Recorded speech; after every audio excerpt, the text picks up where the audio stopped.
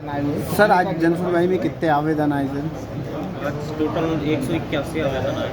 कितने का निराकरण हो चुका है और कितने की नहीं हुई? वैसे एग्जैक्टली बता पाना बहुत मुश्किल होता है, बट जो मेजरली जो कंप्लेंट्स होती हैं जिसके लिए पहले कोई सल्यूशन नहीं होता था, जैसे बहुत सारी हाउसिंग सोसाइटी बनी हुई हैं, रहवासी हैं, कुछ कॉलोनाइजर्स हैं, उनकी काफ़ी सारी कंप्लेन आती है कि जो मूलभूत सुविधाएं हैं वो लोगों को नहीं मिल रही हैं, या किसी ने पैसे दे दिए और उसको प्लॉट नहीं मिल रहा है बिल्डर्स द्वारा, कितनी अवैध कॉलोनियाँ बन रही हैं उसकी कंप्लेंट्स है।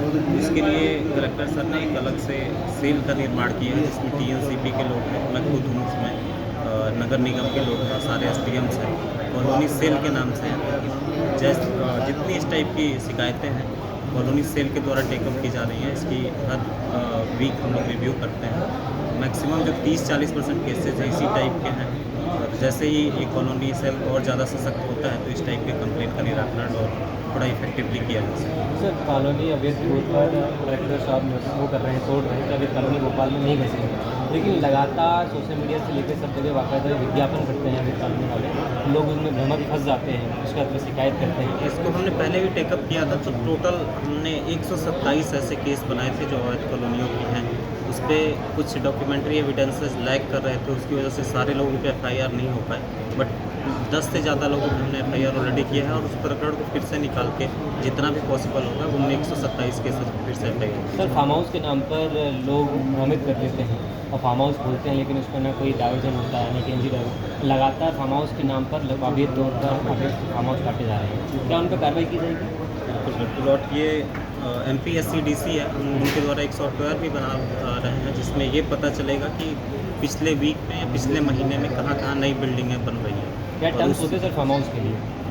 इसमें तो नगर एरिया में आपको परमिशन लेनी पड़ती है, TNCP का मत लगता है, नगर निगम परमिशन देता है बिल्डिंग बनाने की, उसके बाद होता है। ऐसे ही ग्रामीण एरिया में SDM है और कलेक्टर सर उसकी अथॉरिटी है कॉलोनाइजर को बिल्डिंग बनाने की परमिशन देता है। तो ये सारे रिकॉर्ड्स हैं हमारे यहाँ पे ग्रामीण क्षेत्रों में हमारे ऑफिस में, और नगरीय क्षेत्र में कमिश्नर मैडम के ऑफिस में, कि कितनी सारी वैध कॉलोनियाँ आज तक बनी हुई हैं।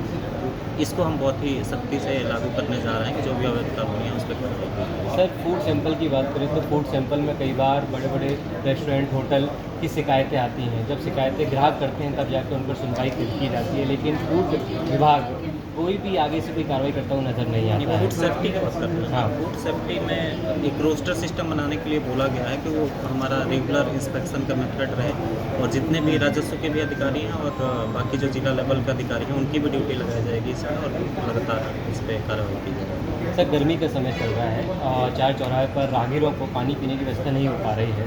कलेक्टर साहब ने कहा था कि गर्मी के समय सब जगह हम पानी की व्यवस्था करवाएंगे, नगर निगम से सहायता लेंगे, लेकिन अभी तक कोई भी चौराहे पर मुझे मटके नजर नहीं आ रहा। इसमें तो नगर निगम को मतलब काम करना चाहिए, अगर ऐसा नहीं है तो हम बात करेंगे नगर निगम कमिश्नर मैडम से। भाई साहब लगातार देखा जा रहा है कि आपकी जन सुनवाई में हुजूर तहसील की सबसे अधिक शिकायतें आती हैं, लेकिन अगर अधिकारियों से संपर्क किया जाए तो ना तो वो फ़ोन उठाते हैं, अगर कभी उठा भी लेते हैं तो मिलने के लिए बुलाते हैं लेकिन मुलाकात नहीं करते। आखिरकार जनता की समस्या कब हल होगी? हुजूर तहसील में ही सबसे अधिक समस्याएं क्यों? हुजूर तहसील बड़ा भी है, इसमें तो रीजन है, और एक उसकी जो जियोग्राफिकल एरिया है वो इस तरीके का है कि वहाँ पे मैक्सिमम जो कृषक हैं उनके प्लॉट्स वहीं पे हैं, उस टाइप की रजिस्ट्री नामांतरण की समस्याएं जायज़ है कि वहीं पे आएगी।